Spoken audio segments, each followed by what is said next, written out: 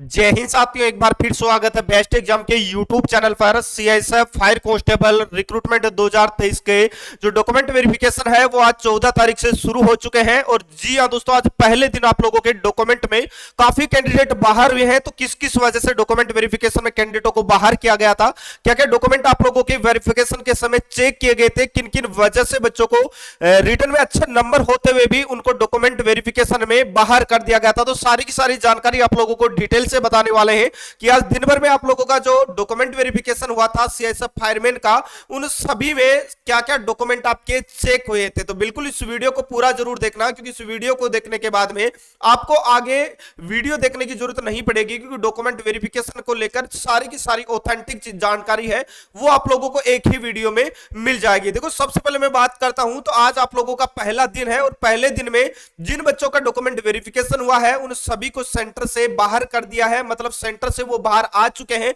जो फेल हुए हैं वो भी आ चुके हैं और जो पास हुए हैं वो भी आ चुके हैं। लेकिन जो कैंडिडेट क्वालिफाई होके आए उनसे जो बात हुई है उसके बाद में ये सारी की चीजें आप लोगों के सामने मैं लेके आया हूं। देखो, अगर आपने यहां पर देखा है तो मैं आपको बता दूं कि सीआईएसएफ में आपका फायरमैन में जो डॉक्यूमेंट है उसमें आपके मैनुअली कौन कौन से डॉक्यूमेंट होने चाहिए वो सारे डॉक्यूमेंट मैं आप लोगों को बता देता हूं।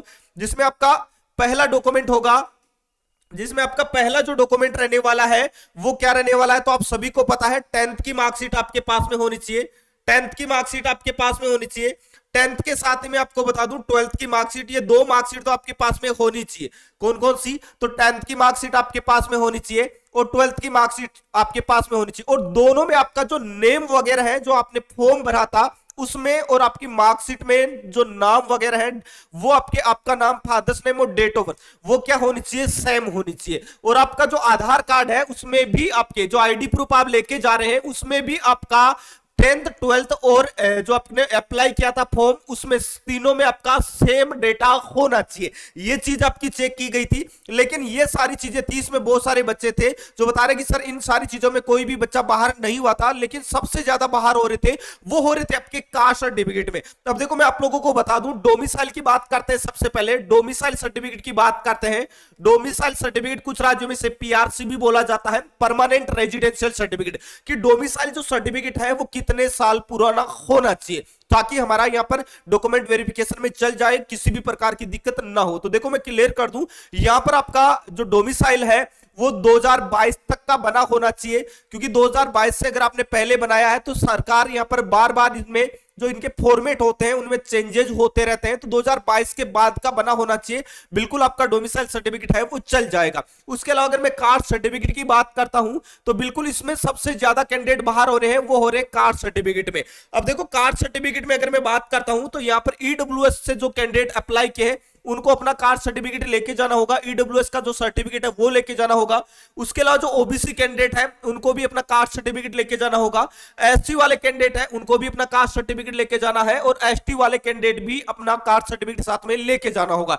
लेकिन मैं बता दूं, ये जो ईडब्ल्यूएस वाले जो कैंडिडेट हैं जिन्होंने ईडब्ल्यूएस से अप्लाई कर दिया, और जब उन्होंने अप्लाई किया था उस समय उनके पास में ईडब्ल्यूएस का सर्टिफिकेट नहीं था, लेकिन उन्होंने फॉर्म तो अप्लाई कर दिया, उसके बाद में उन्होंने रिटर्न वगैरह सब क्वालिफाई भी कर लिए, लेकिन अभी उन्होंने नया ईडब्ल्यूएस सर्टिफिकेट बनाया है तो उसमें बहुत सारे बच्चों की दिक्कत आ रही है, क्योंकि ये क्रूशियल डेट का होना चाहिए। जब आपने फॉर्म भरा था लास्ट डेट से पहले का बना होना चाहिए ईडब्ल्यूएस सर्टिफिकेट, तभी वो यहां पर मान्य कर रहे हैं। इसके अलावा मैं बता दूं, जो जानकारी आपको बता रहा हूं वो जानकारी आप ही के द्वारा, जो बच्चे फिजिकल पास करके आए, सॉरी जो डॉक्यूमेंट वेरिफिकेशन क्वालिफाई करके आए उन्हीं के द्वारा दी गई है।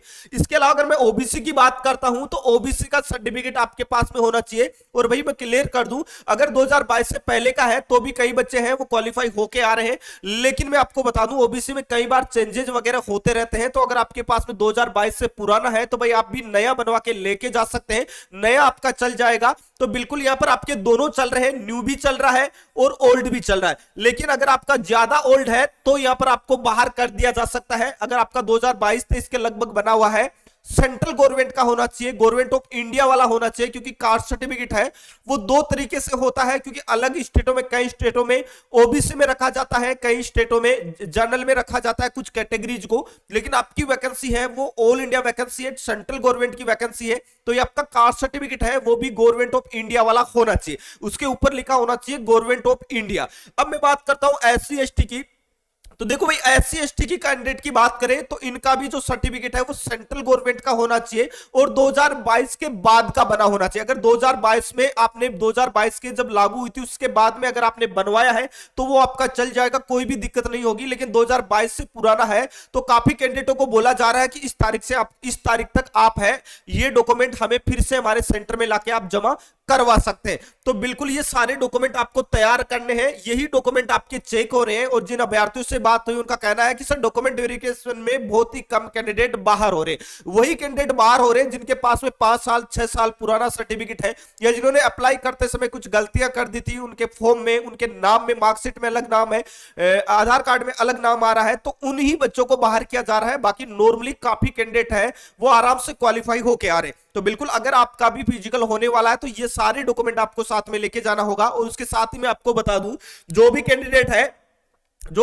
है जो एसएससी जीडी की टारगेट तैयारी करना चाहते हैं तो बिल्कुल आपके लिए हमारा ब्रह्मास्त्र बैच आ चुका है। और अभी दीपावली का जो ऑफर हमने दिया था आपको 60% की छूट का, वो अभी भी लागू है। तो बिल्कुल आज रात 12 बजे तक आप एसएससी जीडी का जो हमारा ब्रह्मास्त्र बैच है वो बिल्कुल ज्वाइन कर सकते हैं, क्योंकि बंपर रिक्रूटमेंट आ रहा है और आप सभी को पता है कि इस बार वैकेंसी काफी बड़ी होगी। और आपके लिए जो टारगेट बैच आया है जिसमें ऑल सब्जेक्ट की लाइव और रिकॉर्डेड दोनों क्लासेस दी जा रही है, टॉपिक वाइज पढ़ने के लिए पीडीएफ नोट्स दिया जा रहा है, प्रैक्टिस के लिए टाइट सीरीज अवेलेबल है आप लोगों को, संडे टू संडे आपका लाइव टेस्ट रहने वाला है। और ये सब कुछ 60% की छूट के साथ में, जो कोर्स आपको 999 रुपए में मिल रहा था वही पूरा का पूरा कोर्स है वो मात्र आपको 399 रुपए मिल रहा है। लेकिन ये ऑफर लागू रहेगा आज रात 12 बजे तक। आज रात 12 बजे तक आप है इस कोर्स को परचेज कर सकते हैं और अपनी तैयारी को बेहतरीन कर सकते हैं और एग्जाम तक आप बिल्कुल टारगेटेड तैयारी करके आप अपना जो सिलेक्शन का सपना है वो उसे साकार कर सकते हैं। इसके अलावा दोस्तों आपके कितने नंबर है आप बिल्कुल कमेंट बॉक्स में कमेंट करके आप हमें जरूर बताएगा, साथ ही कितनी तारीख आपका डॉक्यूमेंट वेरिफिकेशन होने वाला है। तो दोस्तों इस वीडियो में इतना ही, मिलेंगे नेक्स्ट वीडियो में एक नई अपडेट के साथ में, तब तक के लिए जय हिंद जय भारत।